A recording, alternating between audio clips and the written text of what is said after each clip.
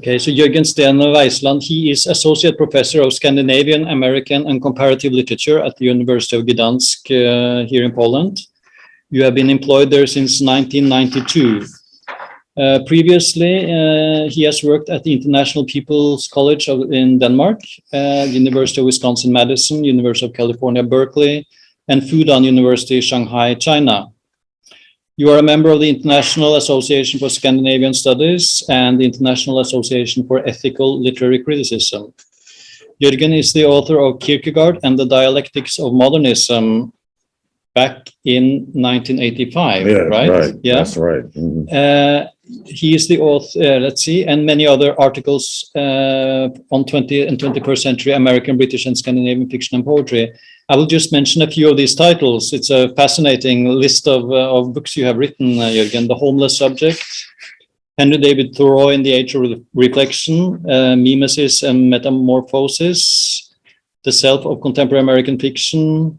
You have written on Samuel Beckett, you have written on John Steinbeck and Laus Strandby Nielsen, whose poetry you have also translated. Yes. Yes. Right. So we very much look forward to your talk. Yeah, thank you. I've given my talk this title, What's in a Name? A Kierkegaardian approach to Herman Melville's Billy Budd, Albert Camus' The Myth of Sisyphus, and Paul Auster's City of Glass. And I'll start out by trying to explain if and how Kierkegaard subsumes ontology and epistemology under aesthetics. And the first question that I have to deal with is the name a prelude to the unnameable? Is the potential presence implied in naming an admission of absence? How may being and knowledge best be subsumed under an aesthetic project, and how will the aesthetic enhance the ontological and epistemological dimensions? Kierkegaard's response to these questions appears to me to be clear. The philosopher engages in a narrative whose dual objective is to speak while remaining silent. The sound of the narrative voices, writing, and language are surrounded by authorial silence. The author is absent, or at least distant. The narrative, distancing, constitutes a maneuver by which Kierkegaard submerges his work in silence, and the mode of this submerging is play, in my opinion, a play conceived as work while negating work. The silence of the author and his work is to stimulate a reader response that will somehow fill the silence by suggesting interpretation or interpretations. Thus, Kierkegaard makes the writing relate to, or rather be relational to, the contingency of accident, chance. In doing so, the philosopher produces a fictional emulation of the accident of existence, which he sees as absolutely given. The aesthetic is existence. It is being and knowledge, but being and knowledge as contingent upon that which is absolutely posited, and that is, according to Kierkegaard, the accident of existence. Exactly how this accident of existence may be posited is worked out in a series of what I would call narratives, authored by pseudonyms, and through the play performed by the pseudonyms, Kierkegaard situates himself in the dual position of writer and reader, becoming a textual I and an empirical I in one. Kierkegaard speculated at great length on who the author or authority of his work was in the point of view for my work as an author, which he didn't want to be published, but which was published posthumously in 1859. In the essay, Kierkegaard discusses the part played by governance in the authorship, declaring that he didn't have an overview of the entire dialectical construction of the whole authorship, concluding that I must truthfully say that I cannot understand the whole thing, precisely because I can understand the whole thing down to the most insignificant detail, adding that what I cannot understand is that I'm now able to understand it. Is that ambiguous enough for you? Kierkegaard is aware of the fact that he's dealing with some sort of surplus, ontological and epistemological, that he cannot define the source of, but which manifests itself as a paradox in the writing process. The paradox of relationality and a self-other dialogue that may only be worked out, or which actually only works as an intricate aesthetical play that clearly shows that the aesthetic and the existential dimensions are bound together in Kierkegaard's discourse, in the practice of his discourse, and in the conception of his discourse. The relationality implicit in the self-other dialogue and in Kierkegaard as textual I and empirical I at one at the same time now emerges as a condition in existence itself. And not only that, relationality paradoxically is the precondition for the revelation of the absolute, the source Kierkegaard calls governance, but which he cannot define precisely. Relationality in its existential sense is an absolutely given, which precedes the aesthetical and the rhetorical. However, existence may only be revealed in the aesthetical. Kierkegaard aestheticizes his relationship to God and to the absolute, making God, quote unquote, into a super metaphor for writing, in an effort to draw the boundary between the religious and the aesthetic. However, the significance of relationality, of losing oneself to become oneself, for example, cannot be minimized. In the unpublished Lectures on Communication, Kierkegaard remarks that ethical religious truth is related to personality and may only be communicated by an I to an I.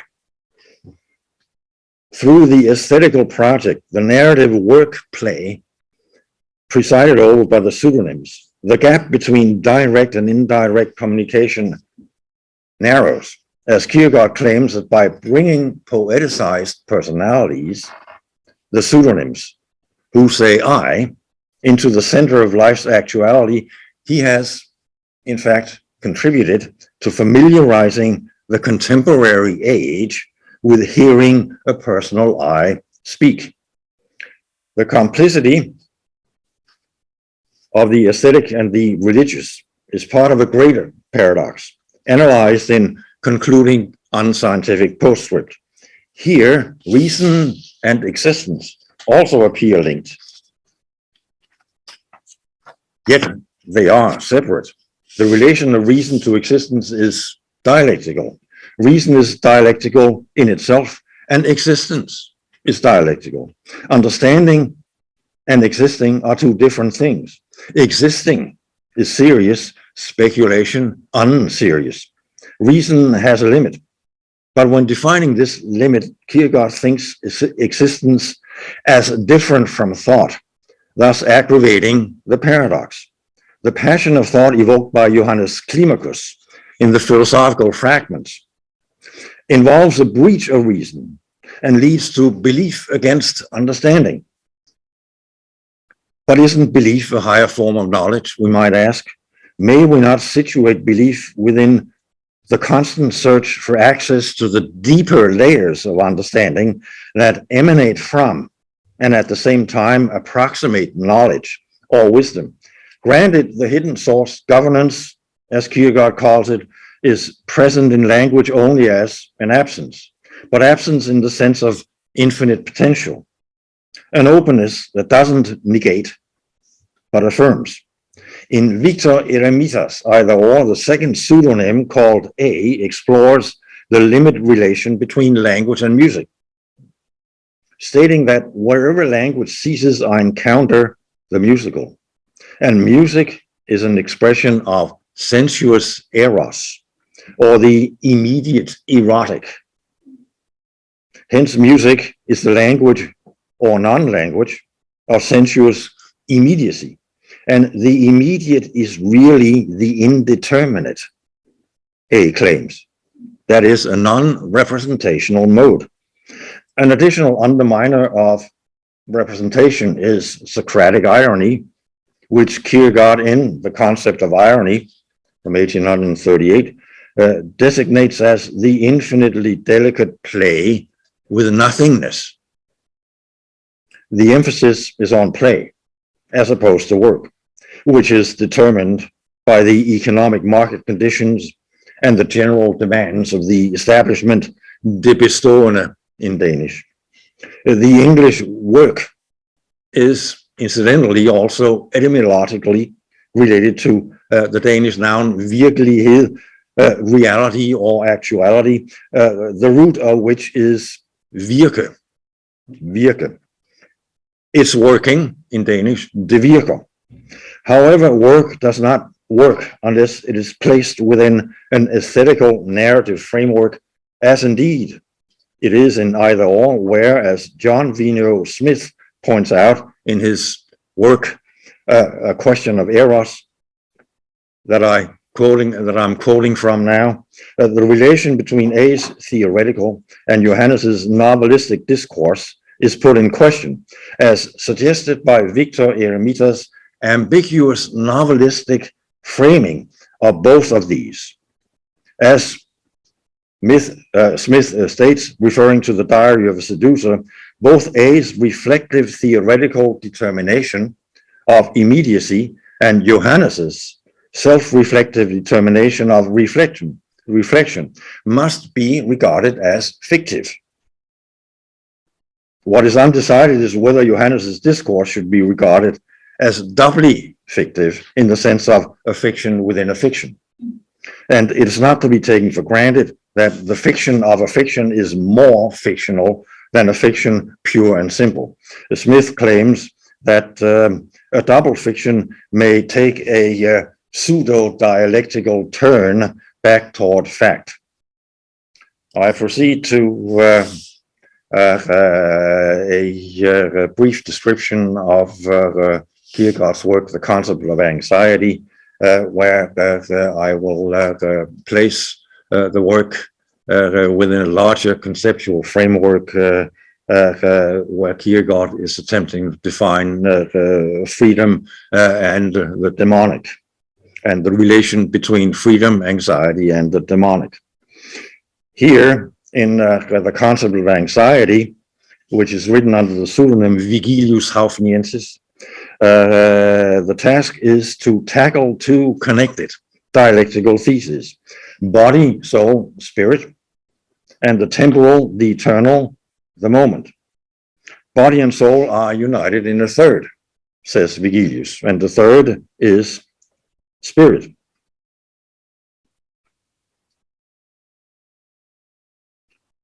And spirit is immanently present, says Vigilius.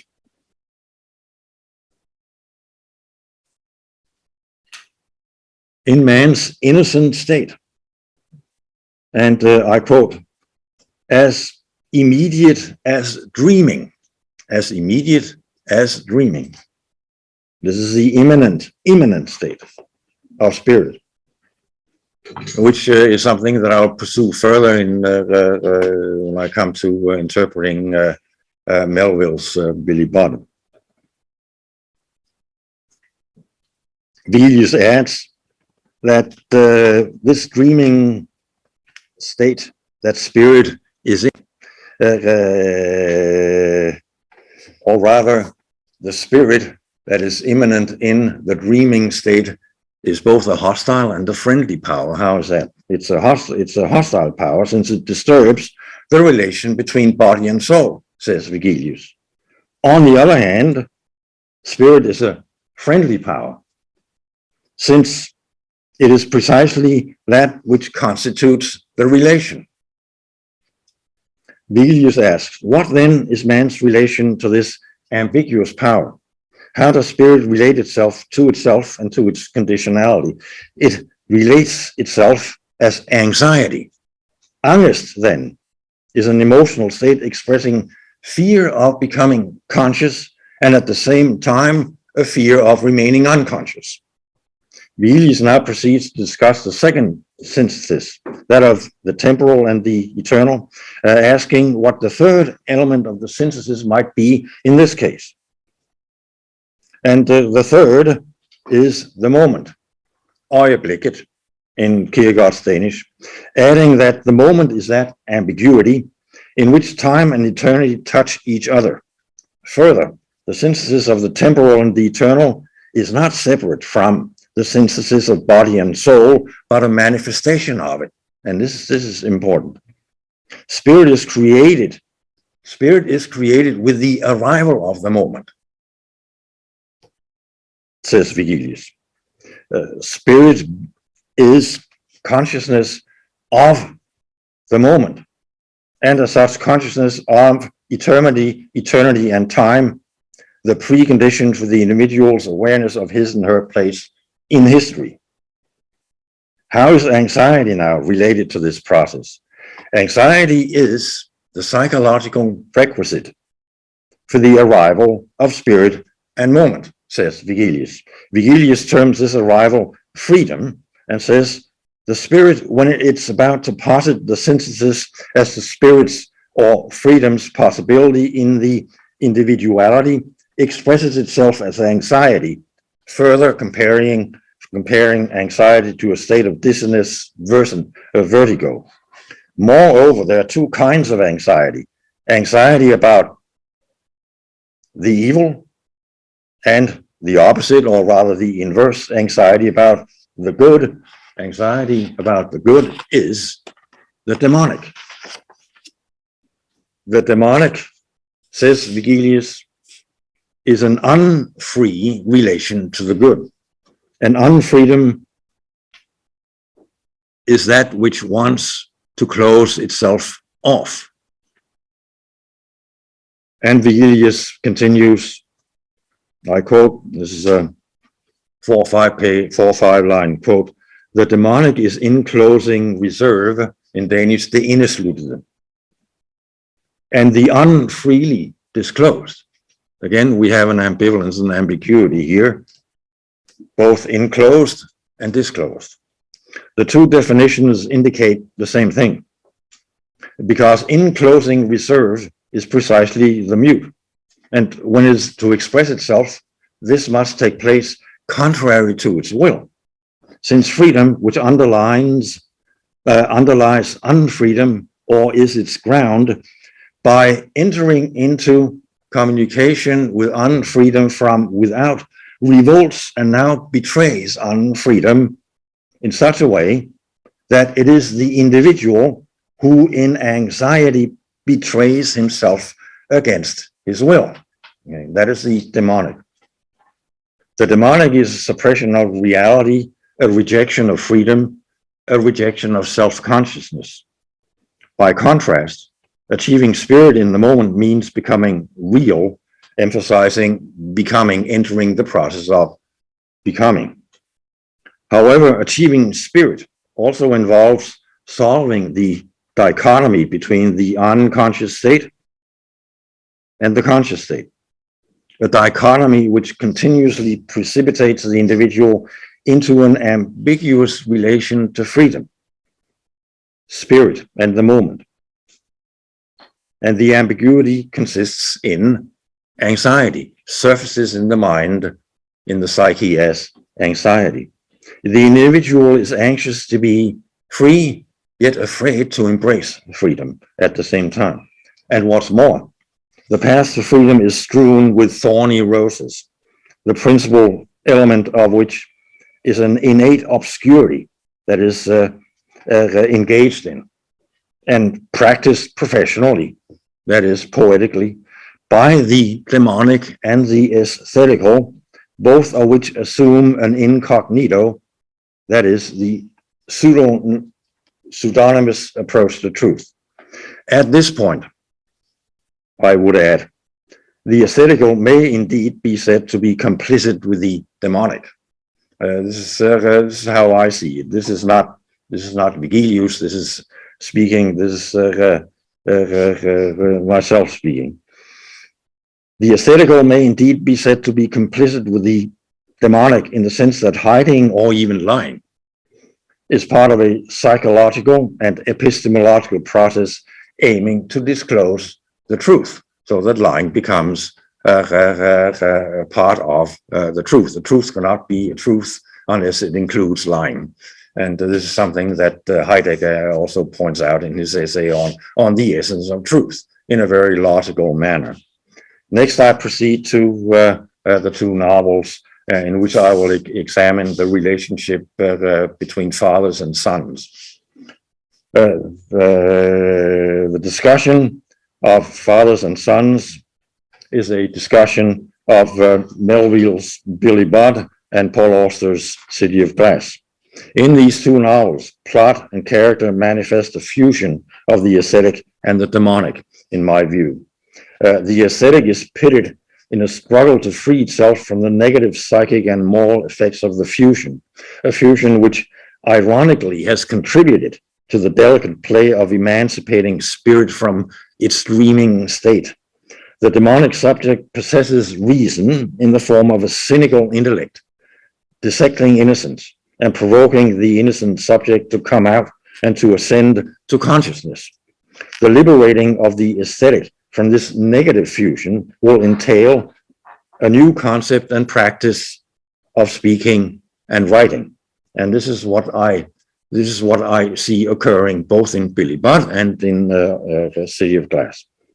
Billy Budd, which was written during the years 1888 to 1891, is set in the year 1797, the year of the Great Mutiny in the British Navy, that had been quelled but continually threatened to break out anew. The young sailor, Billy Budd, has been mustered on to the vessel, the Indomitable, commanded by Captain Vere, V-E-R-E. Billy is referred to as the handsome sailor by his shipmates on account of his distinctive physical beauty and his superior physical strength. He has a speech impediment, a stutter. His personality emanates innocence, spontaneous happiness. The master at arms, Claggart, nourishes a hatred for the young man, an envy of the young man's innocent nature.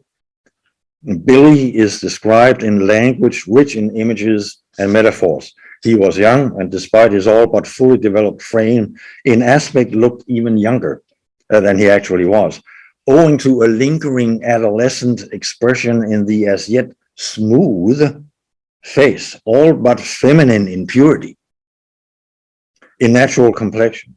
But where, thanks to his seagoing, the lily was quite suppressed, and the rose had some ado visibly to flush through the tan.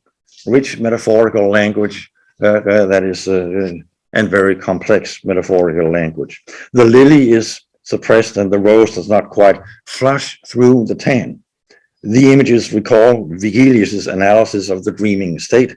Claggart, a man approximately 35 years old, is described as follows. His brow was of the sort phrenologically associated with more than average intellect, silken jet curls partly clustering over it, making a foil to the pallor below, a pallor tinged with a faint shade of amber, akin to the hue of time-tinted marbles of old. The faint shade of amber is indicative of something concealed within, clandestinely showing itself embedded in the pallor of the face. The first-person narrator comments that Claggart is a specimen of natural depravity, here quoting Plato's definition. Plato says, depravity according to nature. Further, the faculty of reason in Claggart is peculiar. Claggart's general bearing seems to indicate that he's a man subject to the law of reason. However, not the less in his heart he would seem to riot in complete exemption from that law, having apparently little to do with reason further than to employ it as an ambidexter an ambidexter implement for effecting the irrational. And he will direct a cool judgment, sagacious and sound, to accomplish an aim so malign that it's almost insane, comments the narrator. The demonic nature emerges full force here. Reason thwarted to serve a malign purpose and hiding that purpose by hiding himself. The double hiding and enclosing of the demonic mind is an ambidexter implement. Claggart's figure is described as not amiss, and his face, excepting the chin, well molded. But the former Billy Bart was heroic, continues the narrator.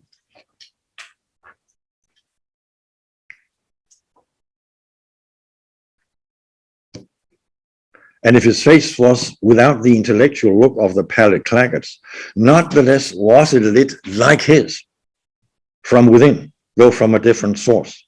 The bonfire in his heart made luminous the rose tan in his cheek. That is, both men have a fire inside.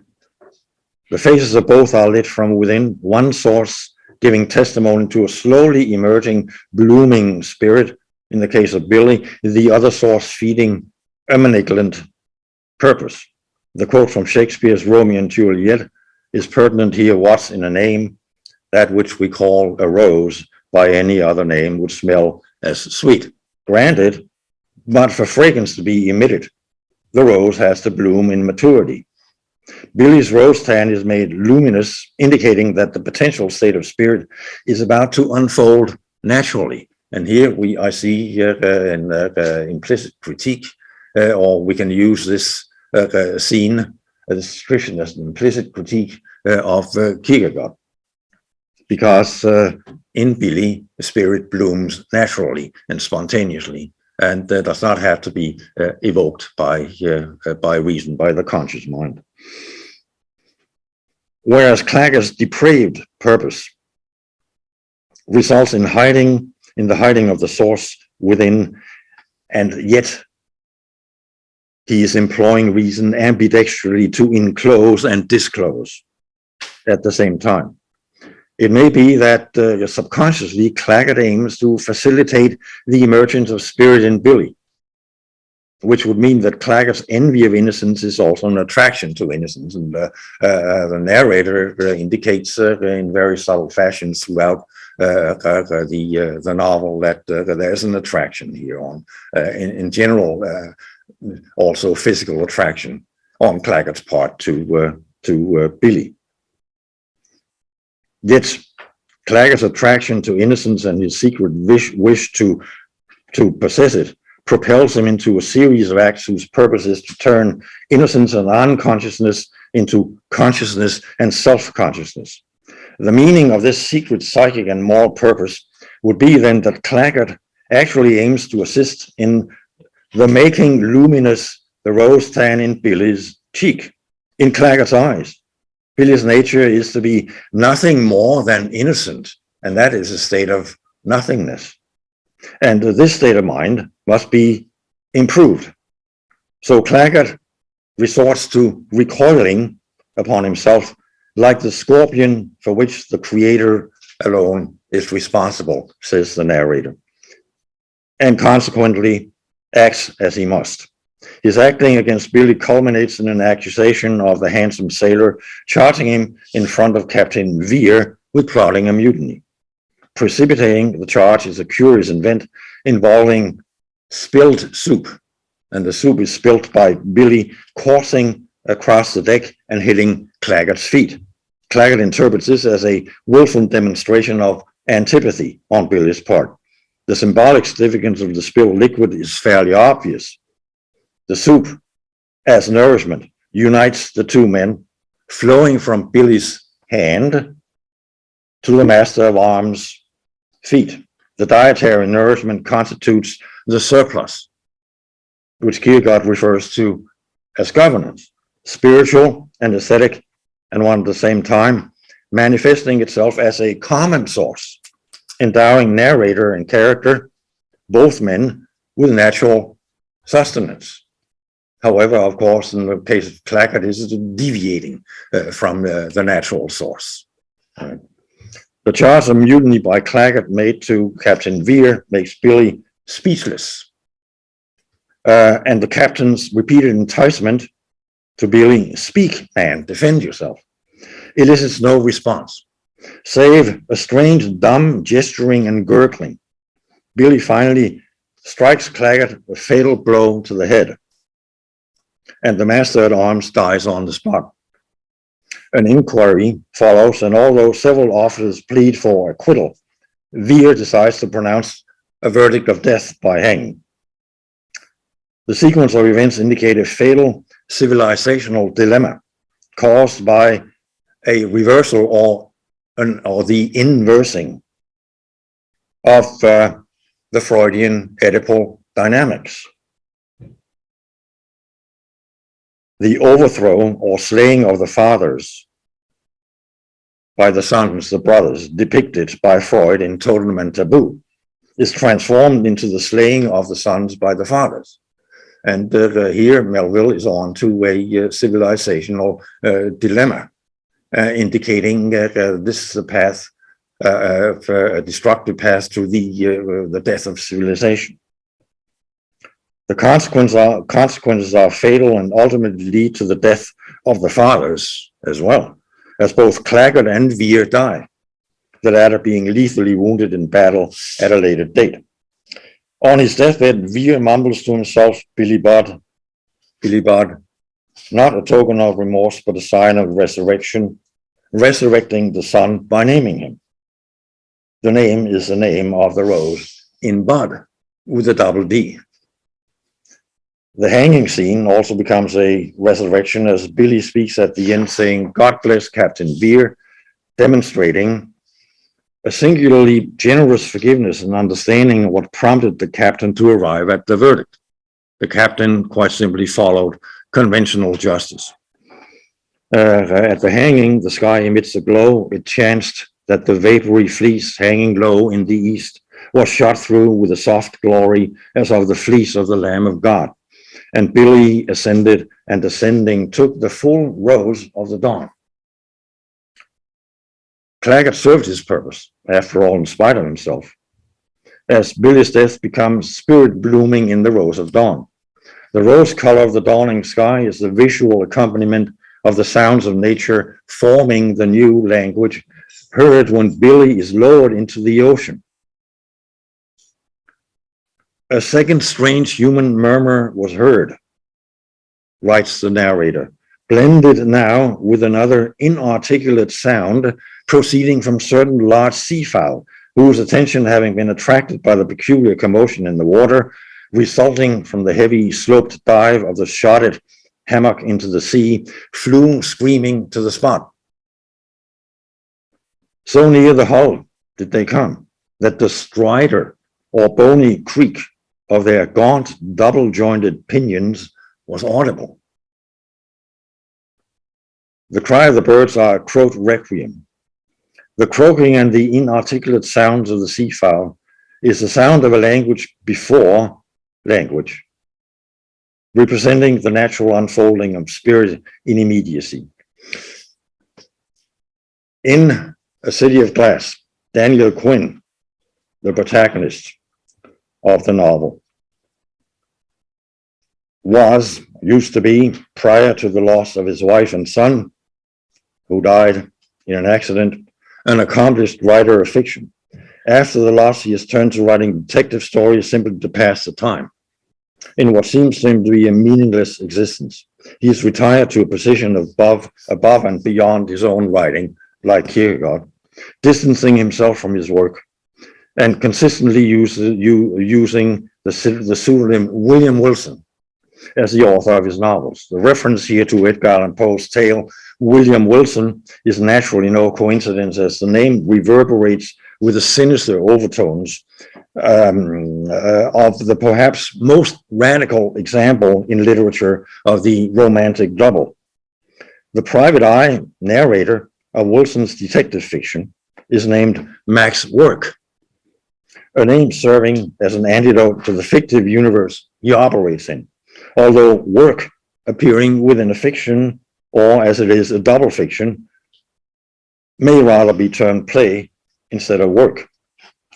Quinn contemplates his relationship to Mac's work. Over the years, work had become very close to Quinn, whereas William Wilson remained an abstract figure for him. Work had increasingly come to life. In the triad of selves that Quinn had become, Wilson served as a kind of ventriloquist. Quinn himself was the dummy, and work was the animated voice that gave purpose to the enterprise. If Wilson was an illusion, he nevertheless justified the lives of the other two. Now, Daniel Quinn ends up, after receiving a phone call one night, leaving his work as author and taking on detective work under the assumed name Paul Auster, because the voice at the other end of the phone asks, is this the Paul Auster detective agency? And he then assumes the job of following a man by the name of Peter Stillman, who's being released from jail. Peter Stillman Sr. has been jailed, imprisoned, serves several years of a jail sentence because he imprisoned his own son in a closet in the back room in the apartment in New York City, because he wanted to deprive him of normal human contact and communication, trying to teach him a new language. Yes.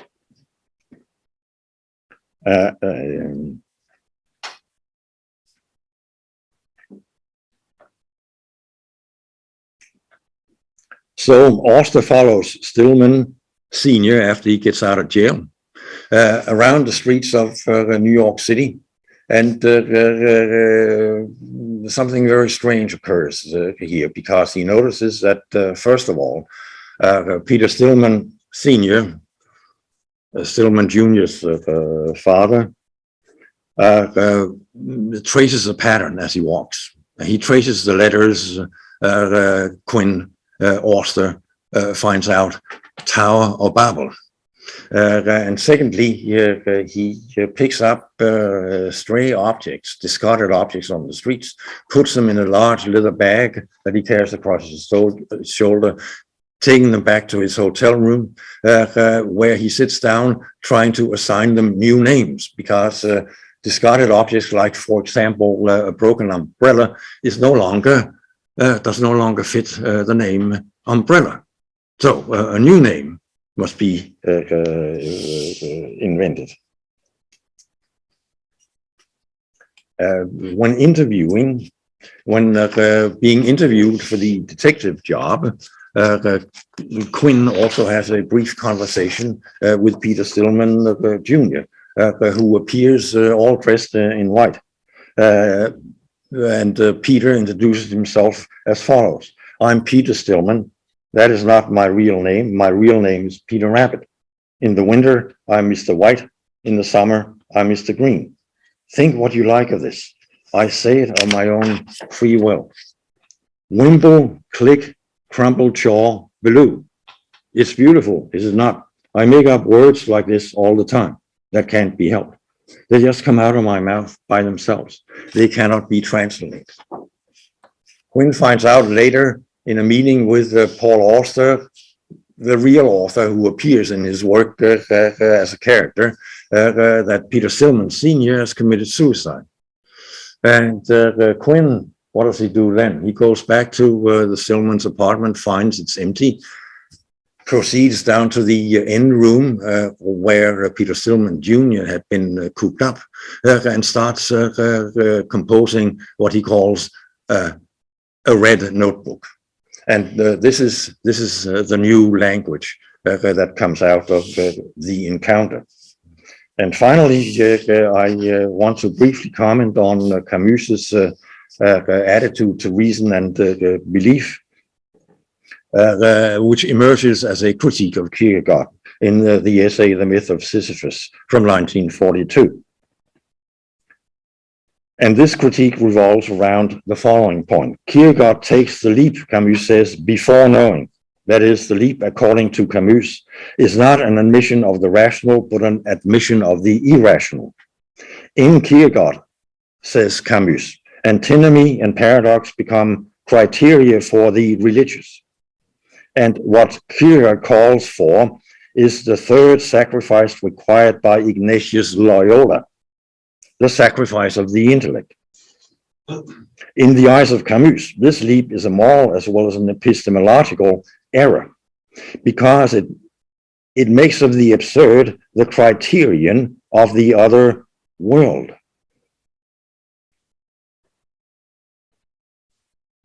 Whereas for Camus, of course, reason is absolutely required. The lucidity of reason is a recognition of the existence, the fact of the absurd. And the absurd is the confrontation, emerges in the confrontation between man and the world, where man recognizes that the world is alien, it is strange. Of course, as we know, where the essay culminates in Camus depicting Sisyphus as free and as the absurd hero, because he's master of his fate in recognizing the absurdity of having to pick up the rock every time it's rolled down to the bottom of the hill. And Camus says that in walking up the hill repeatedly, Sisyphus is free. He's master of his fate. He recognizes the absurdity and the strangeness of the stone.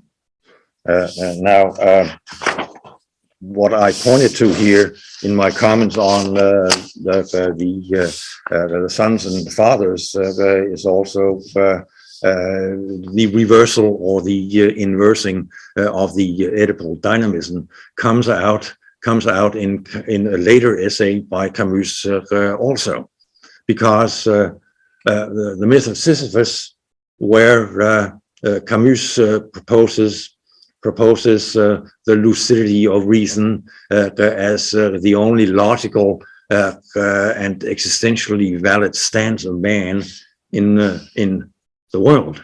Hence, proposing that reason is an absolutely necessary faculty, but yet he omits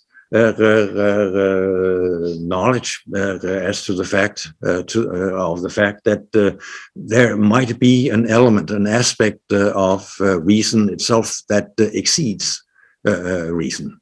And he takes this question up in the later essay, L'Homme Révolté from 1951.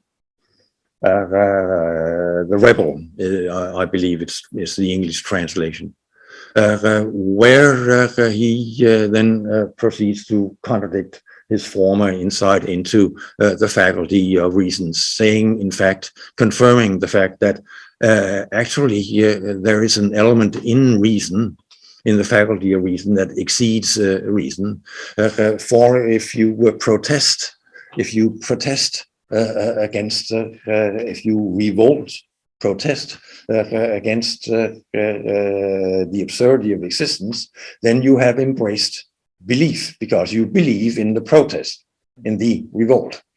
So here we have perhaps Camus conceding to Kierkegaard's leap of faith, belief being contained within knowledge or within reason itself, as a deeper dimension of reason. This is the insight that Camus comes to. This is what he argues in L'Homme Révolté, the essay from 1951.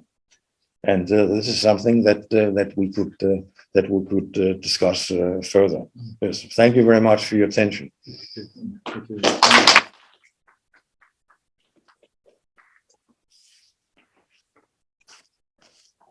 Very nice, again.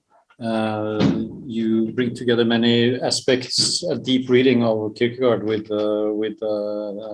sensitive and sensible reading of his literary texts. Should we open any questions from the audience here or online? There's also a chat function in the Zoom if you want to type up your questions, or you could just raise your hand.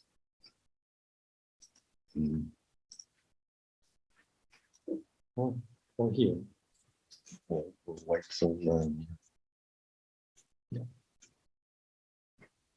This is Gisela sitting over here. This is Gisela. Gisela, Yeah. let's wait till he returns and might have, maybe he has some questions. So if not, then we'll just. No.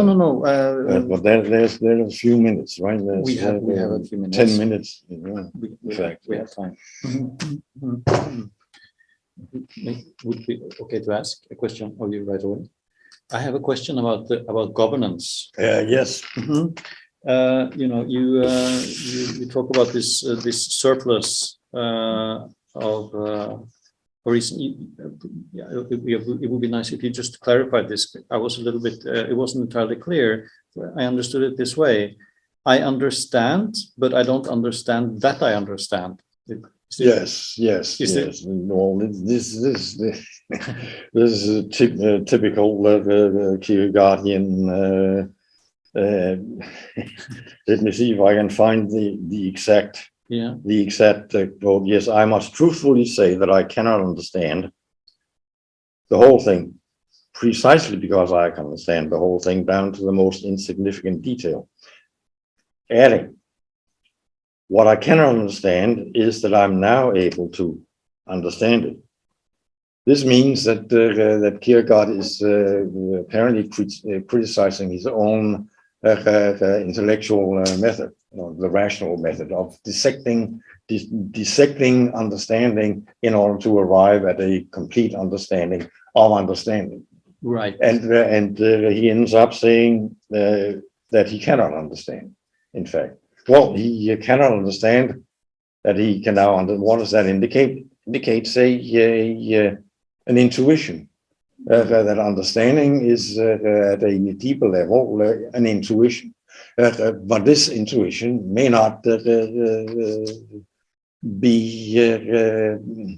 manifest itself in language in any way.